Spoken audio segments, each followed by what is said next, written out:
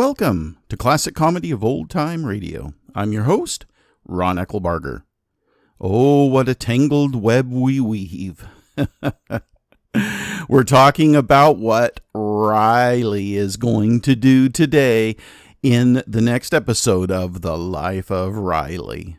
This is episode number 159 of The Life of Riley, entitled The Accident Insurance Policy.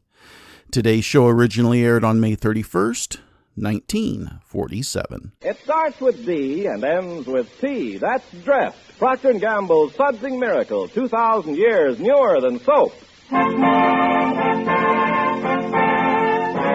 Dreft brings you The Life of Riley.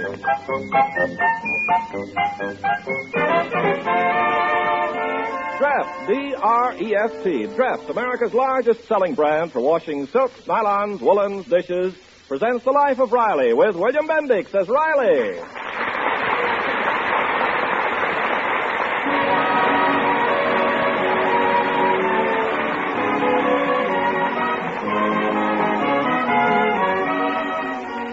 The name of Babs Riley's boyfriend, Simon Vanderhopper, affects Chester Riley in the same way that a lighted match affects a firecracker. Riley has just heard that Simon plans to drop in tonight, so the firecracker is beginning to sputter. Babs, didn't I tell you that good-for-nothing Simon can't come in this house till he gets a job? But he's got a job. He sells novelties. Some job. I've seen those novelties. Fake gardenias you stick in your lapel and they squirt water. Oh, is that what he's selling? Yeah. Oh, gosh, only a moron would buy junk like that. Junior's right. Besides, that Simon is a crook. The one I bought from him don't work. Well, it's just temporary till something better comes along. Puppy rot. Oh, relax, Riley. Oh, that's easy for you to say, Peg. You're not a father. Oh, Daddy, what have you got against Simon anyway? I don't trust him. He's up to no good. He wants to marry you. Me marry Simon? Oh, that's ridiculous. Simon and I are merely platonic friends. That's what I thought I was when I ran around with your mother. But she didn't want to be friends. She wanted to be married. Oh, is that so? Well, if Okay, let Simon come here tonight, but I'm going out. Where? Over to Maxie's Billiard Academy. Riley, I've asked you a dozen times not to hang around that pool room. Peg, that's a very high-class joint. I just won't have it. Now promise me that you won't go into that pool room again. And if you break your word, I'll... You leave me? Yes, that's what I'll do. You're kidding. Leave me? A husband with my personality? My looks? The kind of salary I make every... Okay, I won't shoot pool. I'll sit here and have my evening ruined by that sofa loafer. Oh, stop picking on Simon. Maybe all the poor boy needs is some intelligent advice. Well, he'll never get it from me. I'm not going to waste my time on that gardenia squirt. Well, maybe you could help him a little. You know, put him on the right track. Oh, he admires you so much, Daddy. He's always raving about your personality. He's raving, huh? Well, that's only natural. I'm lovable. You could make something out of that boy, Riley. He respects your opinion. He does, huh? You know, that Simon's got a lot of stuff on the ball. Maybe that's why I've always been so fond of him. Oh, that's Simon now. Good. Come in, Simon, darling. Thanks, Babs, sweetheart. Gee, Babs, your voice has changed. Oh, hello, Mr. Riley. That was Daddy who said come in. Oh, I'm sorry. I didn't realize. The only thing he ever says to me is get out. Oh, well, that was the old Simon I was talking to. And we're burying him tonight. Huh? I'm thrilled you dropped in, Simon, my boy. Are you hungry? Oh, yes, sir. I'm starving. Well, we already ate dinner, but let me offer you a piece of advice.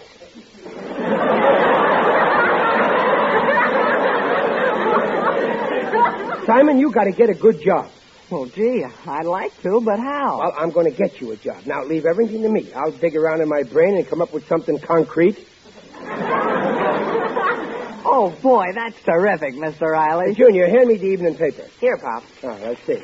Oh, here's the one. Ed's Babsy, while they're going through the ads, we'll finish the dishes, huh? Okay, Mother. Oh, here's a good job, Simon. Oh, read it, Mr. Riley, read it. Young man wanted. Must be alert, ambitious, and intelligent.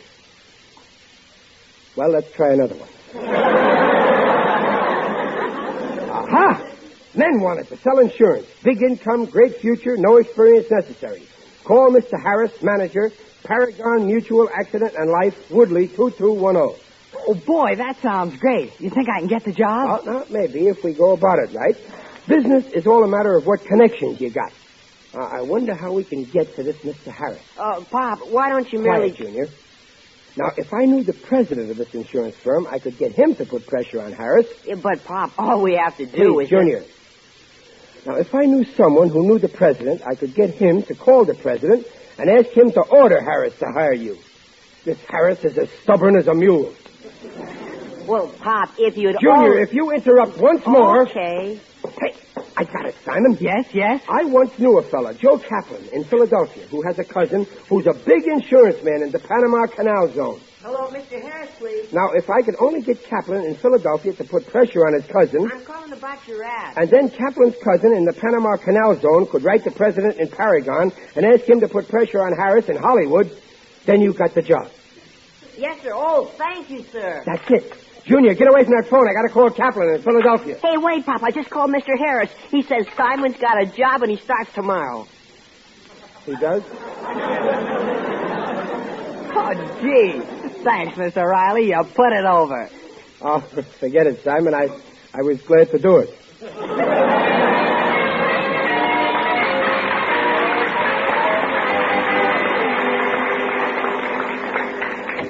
Oh, it's you, Gillis. Come on in. Yeah, I saw your lights were still on. How's about a little gin rummy, Riley? Okay. But you owe me $210,000 from last night, Gillis. Well, you was very lucky. You won both games. Hey, Riley, what's that red cycle on the calendar there, May 28th? Somebody having a birthday yesterday? Oh, no. No, that's because yesterday was a big day. I finally got rid of that pest, Simon. Yeah, what'd he do, elope with your daughter? No, I got the little dope a job selling insurance. He'll be so busy getting thrown out of people's houses, he won't have time to come around here to be thrown out. You get it? Smart, Riley. Smart. Well, deal the cards. Yes, sir. I feel lucky tonight. Good evening, Mr. Riley. My luck has changed. Simon, what are you Why aren't you working? Oh, I am working, but I need your advice. I'm very busy, Simon. Oh, please, Mr. Riley, can't you spare me a few pearls of wisdom? Oh. Well, if it's pearls you want, I'm your oyster. Shoot, Simon. Well, there's a certain prospect I want to sell an accident policy to. Only I'm afraid to ask him. Well, now, Simon, in my opinion... Why should you be afraid? Don't he need protection? Yeah, Gillis is right. Don't he need protection? Oh, yes. He's got a wife and 2 children. And no accident insurance. Well, you come to the right man for advice. Riley's got 2 kids, too. And no insurance either. No, not a dime's worth. I know. Simon, this prospect that you got owes it to his family to buy protection. That's right. He owes it to him. After all, how much can this insurance cost? Yeah, how much can it cost? Only $12 a year. This is the policy right here. Only $12?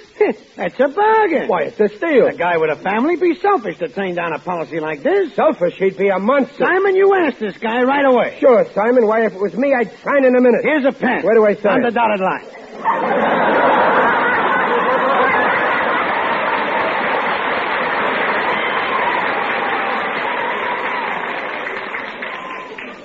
Chester A. Riley. There. Wait a minute. Give me back my signature.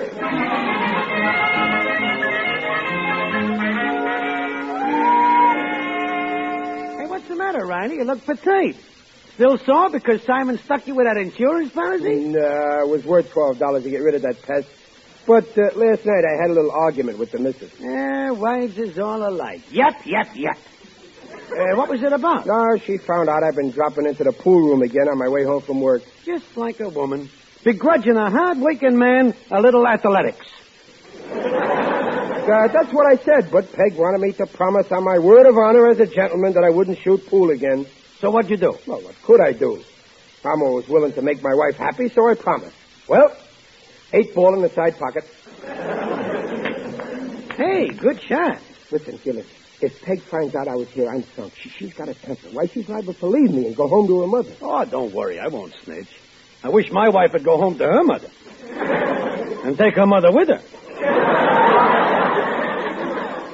9-ball in the corner pocket. Hey, you'll never make it from that angle. You couldn't reach that ball if you had a 12-foot cue. Don't worry. Watch me.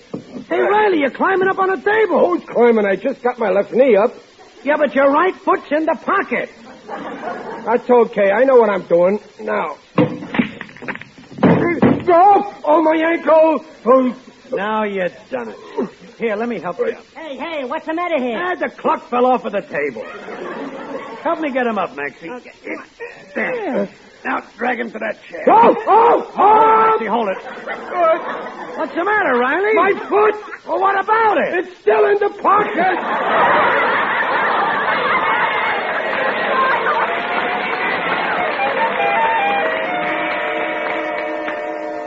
Oh, my ankle.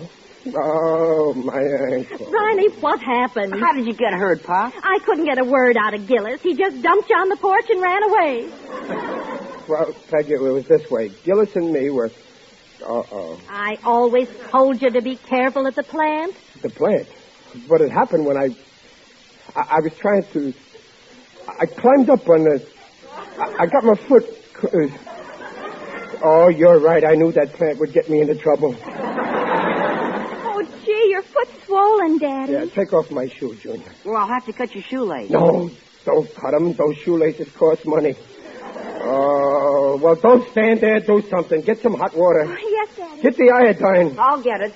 What a tragedy. I'll be laid up for a week. They'll dock my salary. But don't worry. You got an accident policy. That's right. Simon insured me. Well, don't stand there, They're Peg. getting the iodine. Never mind the iodine. Get me the policy. And call up Simon. Tell him to bring the money. Here's the iodine, Pop. Paint my foot. Take a brush. Yeah, but I can't untie this leg. Well, cut it off. Don't worry, I'm insured. Cut the shoe off, too. And if you have to, cut the pants leg. Okay. Oh, Pop, you'll have to move your other leg. It's in the way. I'm insured. Don't move it. Cut it off.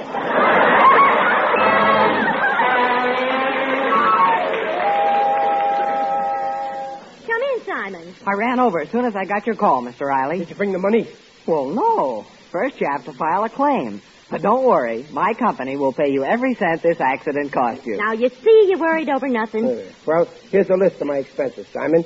Comes to $136. $136 for just a sprained ankle? Well, sure, I got it all itemized. 1 week's salary when I'm laid up. 1 pair of shoes I had to cut off. 1 pair of pants. Iodine, adhesive tape, hot water. Taxi fare, $12. $12? I'm a big tipper. Now, wait a minute, Riley. Peg, it's my ankle. Oh. Okay, leave it in. Our company gives every claim, small or large, the most serious consideration. Now, just sign here. There you are. Fine. Well, I better get down to the office. Oh, by the way, there's just one little detail. Where did this accident occur? Where? Oh, in my ankle. No, I mean what place? You have to know that? Of course he does. It happened at the plant, Simon. Well, the fact is that... Oh, at the plant. Yes. Well, that's different. I get double? No, you don't get anything at all. Simon, what are you saying? According to this policy, the company does not have to pay any damages for accidents that occur at work. But I was... But that's... There it is, in black and white, clause 397. Read it yourself. Let me see that. Right there. Here, use my magnifying glass. The company is not liable for... Oh, but you've got nothing to worry about, Mr. Riley. Your plant has a policy covering all employees. Why, that's right. Yeah, but you see, I didn't... I happen to know about it because my company insures your plant. So I'll just file this claim you signed under the plant policy. Oh, no, you mustn't. Why not? You were hurting the plant, weren't you? No. I mean, yes. Relax, Mr. Riley. As soon as I file this claim, you're going to get everything that's coming to you.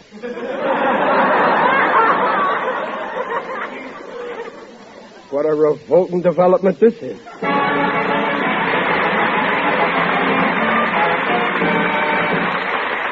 will bring the second act of The Life of Riley in a moment. Meantime, this is Ken Carpenter. You know Riley, he's always trying to get out of work, so no wonder he's glad Peg joined the march to dress.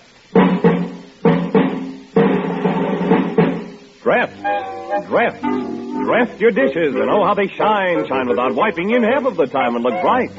Right. So don't you get left, get dressed. Yes, get dressed, and no need for friend husband to wipe the dishes.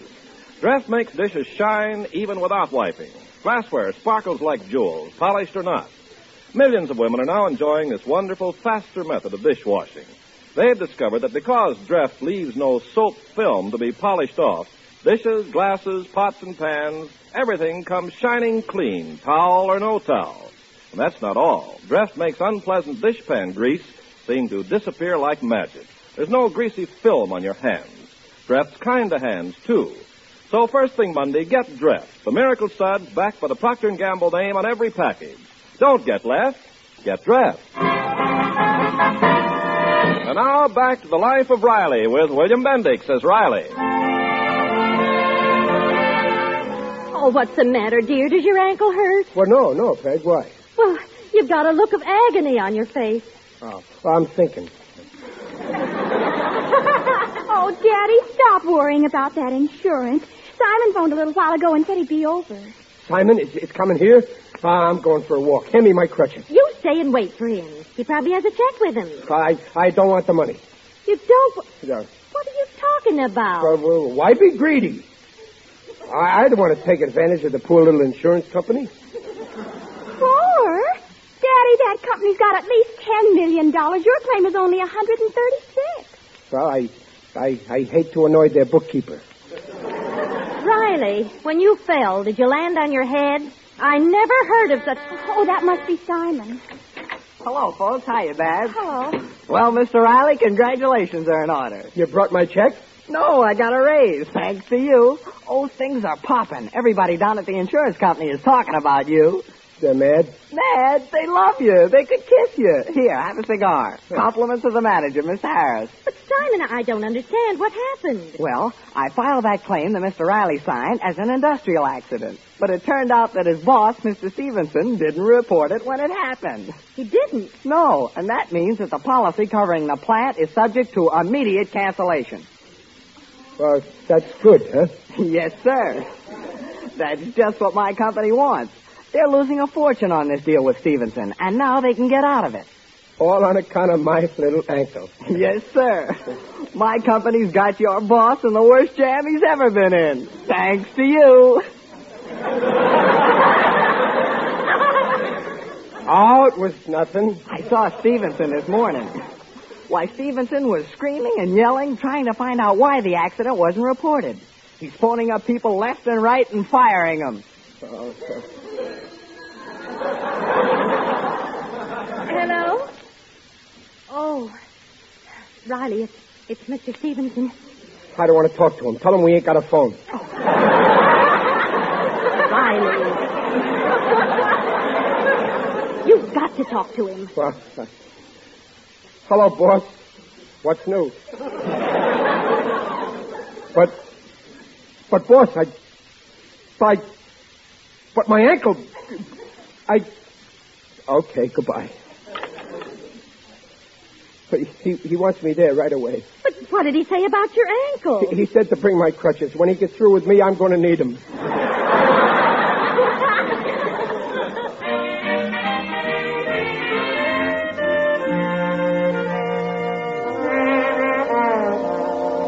Oh, life is very confusing. Yesterday I had a job. Today maybe I'll be fired. Who knows what'll happen tomorrow? Going my way.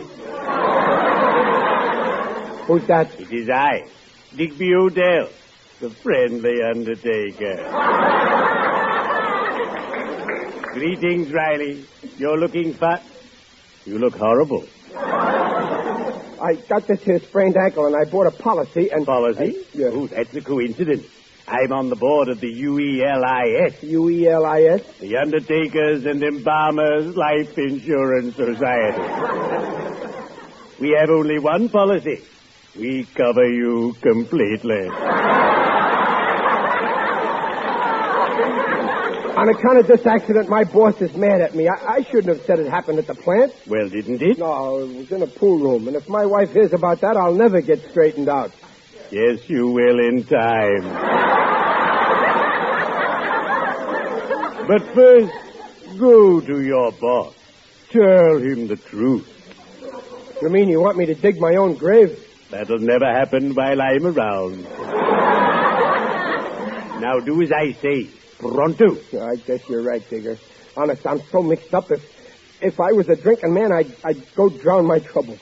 Perish the thought. The curse of John Barleycorn can be disastrous. Take the case of my friend, D.T. McVicker, whose epitaph reads, "Here lies McVicker, a lover of liquor, who said to himself, 'How a drink, son.' So he drank up a cask. What happened? Don't ask. Now he's this month's man of extinction." Well, cheerio. I'd better be shoveling off.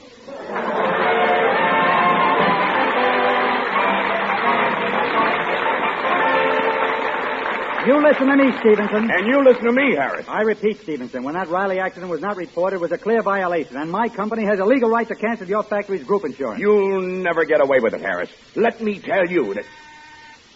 Yes, Millie? Mrs. Riley to see you. Mrs. Riley. All right, send her in. Harris, would you mind waiting in the next office? Very well. Come in. Oh, Mr. Stevenson, I Mrs. Riley, where's your husband? Well, he was afraid to come, so I thought if I came... What do you mean, afraid to come? I've got to find out why this accident wasn't reported properly. No one knows anything about it.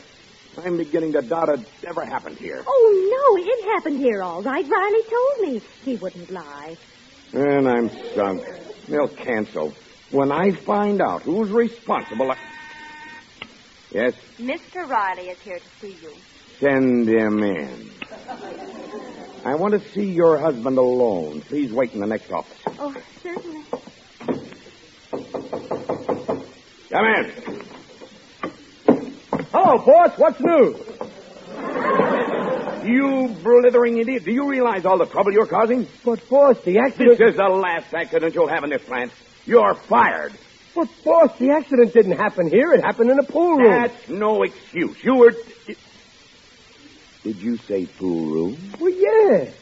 I haven't had an accident in the plant since 3 years ago when I got my head caught in the time clock.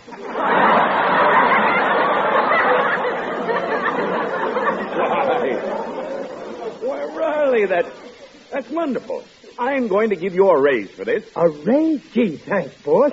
Now, step in here with me and tell Mr. Harris about the pool room. Oh, sure. Harris, here's Riley. Go on, Riley. Tell him where the accident happened. Well, sure, it happened in the... Oh, hello, Peg. It happened in the... Peg! What are you doing? Go on, Riley. Tell Harris where it happened.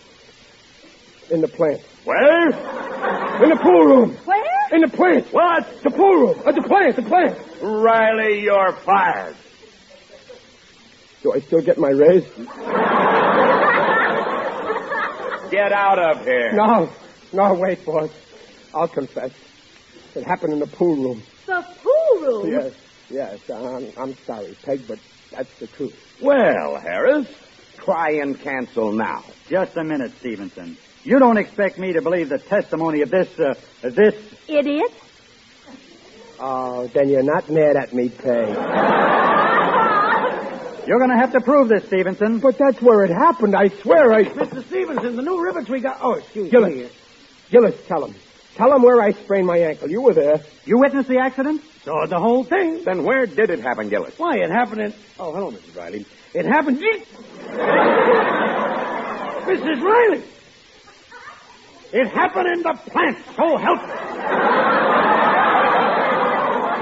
But Gillis, you...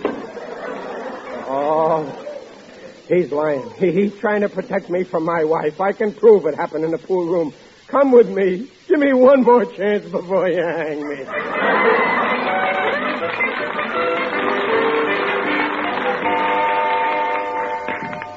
Hey, Maxie. Yeah, Joe? Look out the window. Look who's coming here. Hey, that's Riley with two guys. Yeah, they look like detectives. And that lady with them looks like a plainclothes man. Well, say, I don't like this. I don't want no trouble. Joe, anything I say, you back me up. Okay, boss. This is the place. Hello, Joe. Hello, Maxie. Maxie, this is Mr. Stevenson. Hiya. Hiya. This is Mr. Harris. Hiya. And this is Mrs. Riley. Hiya. Well, that settles everything. Except one thing. What's that? Who are you? What? You mean you don't know this man? Never saw him before in my life. Maxie, it's me, Riley. I was shooting pool. Remember, I sprained this ankle. I never saw your ankle before. Well, come along, Harris. You win.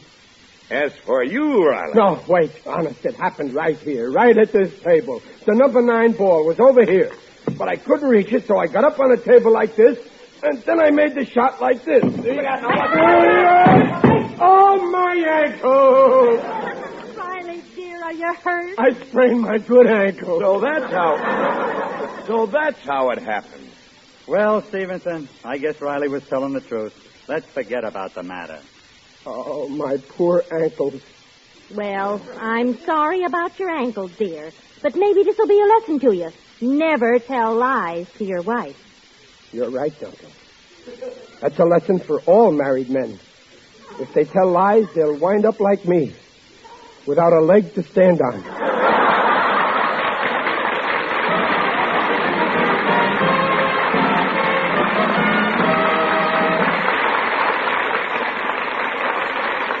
The Rileys will return in a moment.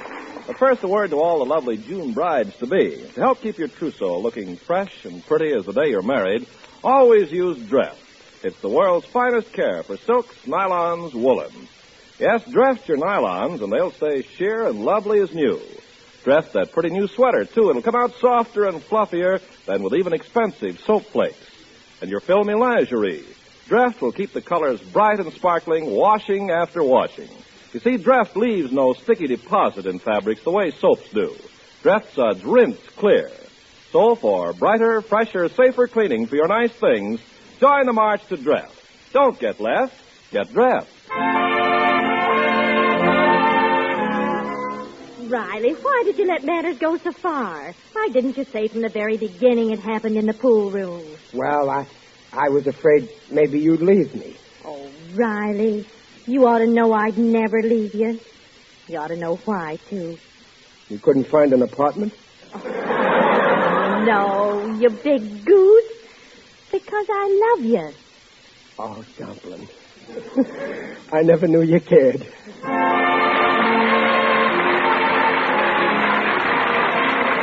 Procter & Gamble, makers of Dreft, the sudsing miracle for soaps, nylons, woolens, dishes, invite you to meet our guests next week to hear The Life of Riley with William Bendix as Riley. William Bendix can currently be seen in the Paramount picture Calcutta. The Life of Riley is produced by Irving Brecker and is directed by Don Bernard. Music by Lou Kozloff. The script was written by Alan Lipscott, Reuben Ship, and Jack Brecker. Mrs. Riley is Paula Winslow, Digger Odell is John Brown, Babs is Barbara Eiler, Junior is Tommy Cook, Simon is Warren Mills, Stevenson is Ken Christie, and Maxie is Buddy Gray. This is Ken Carpenter inviting you to listen again next week to The Life of Riley and reminding you, for faster, brighter, safer cleaning than any previous suds in history, use Dreft. Don't get left, get Dreft.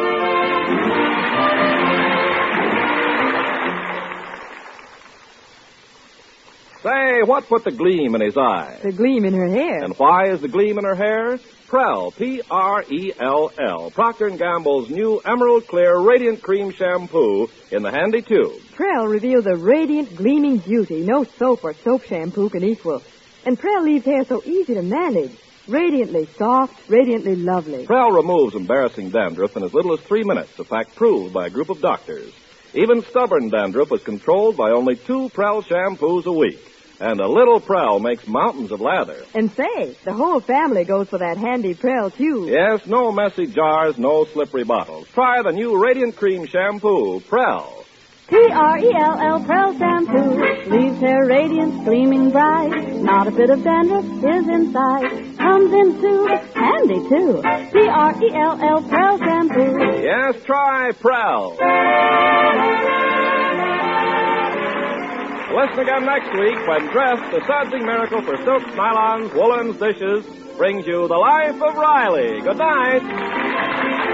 This is NBC, the National Broadcasting Company.